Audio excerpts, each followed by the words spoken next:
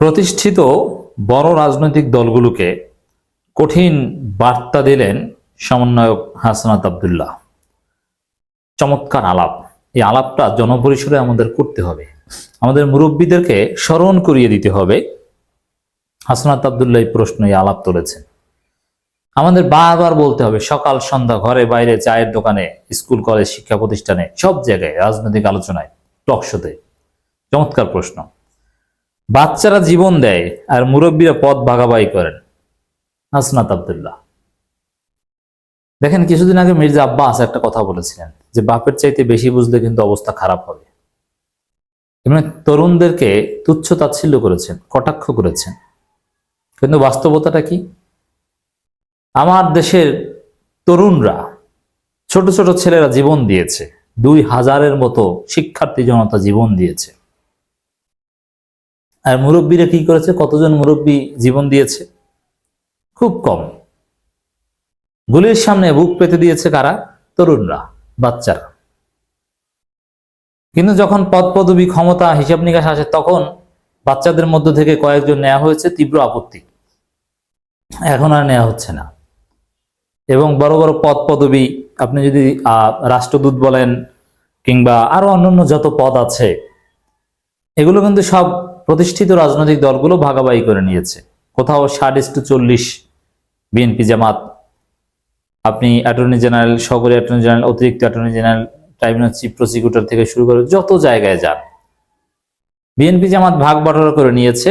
নিবে, এটা স্বাভাবিক, কারণ যে বাচ্চারা জীবন দিয়েছে ওই পদগুলোতে যাওয়ার মতো লোক তো আর তাদের নেই। ঠিক আছে, বিএনপি জামাত পদ পদবি নিবে, এতে কিন্তু বাচ্চারা আপত্তিও করেনি।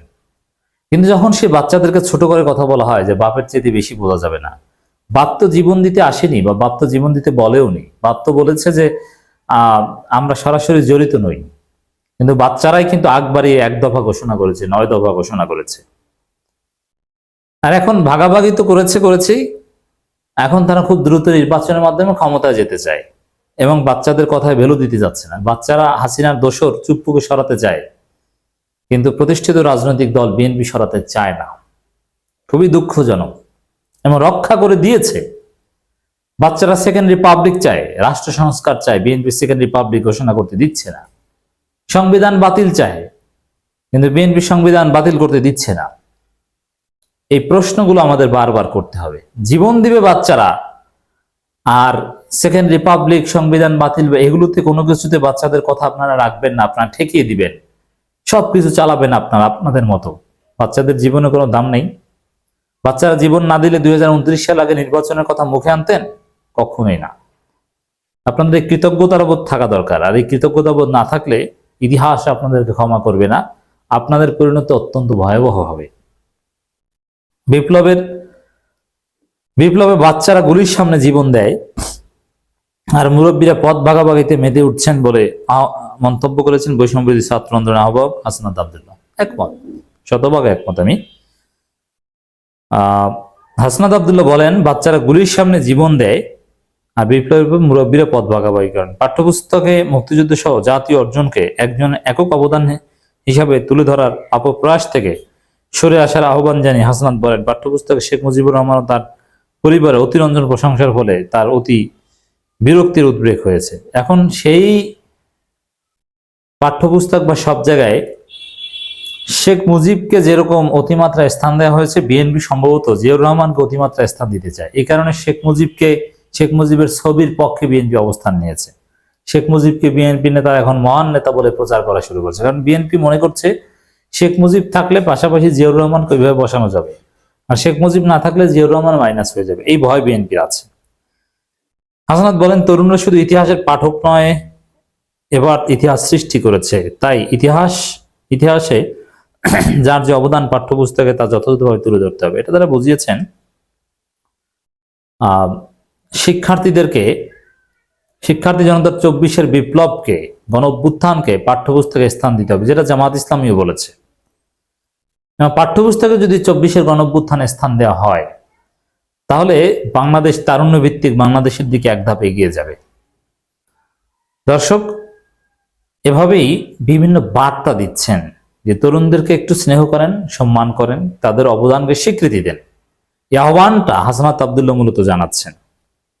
আমরা হাসনাতের এই আহ্বানের সাথে শতভাগ একমত।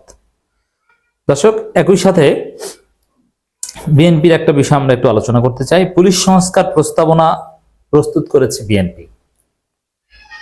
পুলিশ বাহিনীর সংস্কার প্রস্তাবনা প্রস্তুত করে দলের চেয়ারপারসনের কার্যালয়ে জমা দিয়েছে বিএনপির এই বিষয়ক কমিটি।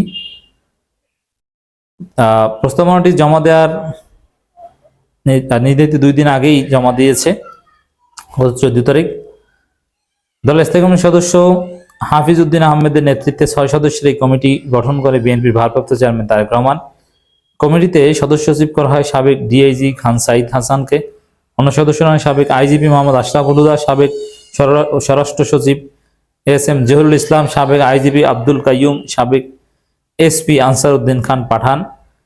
এর মানে বিএনপিপন্থী অফিসারদের নিয়ে বিএনপি পুলিশ সংস্কার একটা প্রস্তাবনা দিয়েছে।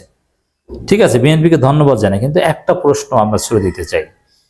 আপনি কি জানেন এই যে পুলিশ যে সংস্কার করতে হয়, পুলিশের সমস্যা, তার প্রধান বাধা এখন বিএনপি, এবং যখন ক্ষমতায় আওয়ামী লীগ ছিল তখন আওয়ামী লীগ। বিএনপির নিজেরাই তো বাধা। যেমন আপনি কি জানেন যে পুলিশ এখন কাজ করতে পারছে না বিএনপির কারণে? বিএনপির কথায় মামলা নেয়, বিএনপির কথায় মামলা নেয় না। বিএনপির কথায় আসামি যোগ করে, বিএনপির কথায় আসামি বাদ দেয়।